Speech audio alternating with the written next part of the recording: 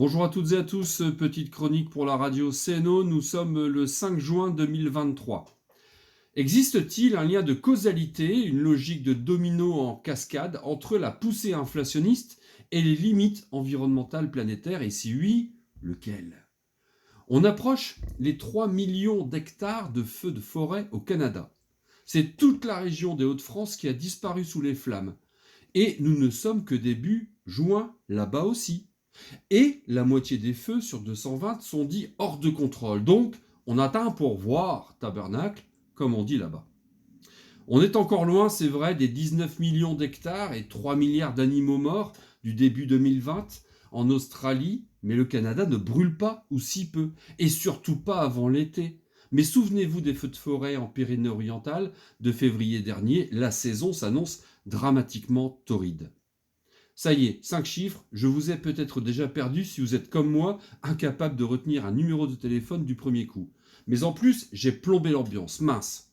Bon, retenons que les feux de forêt l'an dernier sont 8 fois supérieurs à la moyenne sur 200 ans. 8 fois supérieurs à la moyenne. Quand on sait que 9 feux sur 10 sont déclenchés par un mégot, un barbecue, un cul de canette de bouteille qui fait effet loupe, pardon, mais... Oh les cons. Alors, qu'est-ce que ça représente en termes d'empreinte carbone? Essayons de comparer. L'Australie, les feux de forêt en Australie, rien qu'elle, c'est 400 millions de tonnes de CO2, c'est la production annuelle de la Russie. C'est aussi autant que les seuls jets privés à travers le monde et autant que les seuls bateaux de croisière.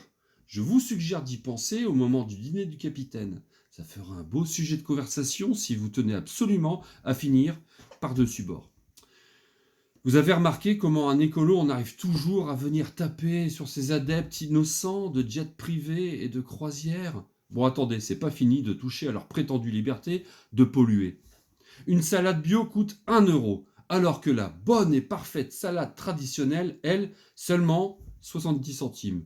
Mais que des voleurs, ces producteurs de bio! Oh! Sauf qu'en ajoutant les externalités négatives comme les maladies qui ont pour origine les substances cancérogènes ou potentiellement cancérogènes contenues dans les pesticides, les herbicides, les fongicides et autres engrais, sans oublier les pollutions de l'air, de l'eau et des sols, eh bien elles coûtent entre 17 et 27 euros. Votre bonne et parfaite salade traditionnelle. Et qui paye ce vrai prix? Eh bien, c'est de l'argent public, donc issu de nos taxes et cotisations sociales, qui paye aussi le service hospitalier, les transports en commun, les administrations et tout le tout-team. Le capital épuise les travailleurs et la nature, disait Marx. Évidemment, je ne le dirais pas comme cela, car ce serait déconsidérer que l'homme fait partie de la nature.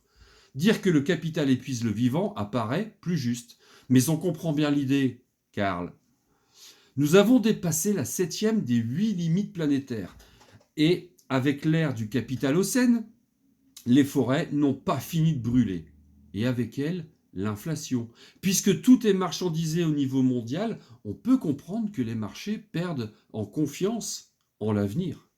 En attendant, en attendant, prenez le train si vous partez en vacances, remettez-vous au vélo, souscrivez dans une AMAP comme Valençol ou Terre de Sens à Bermerie.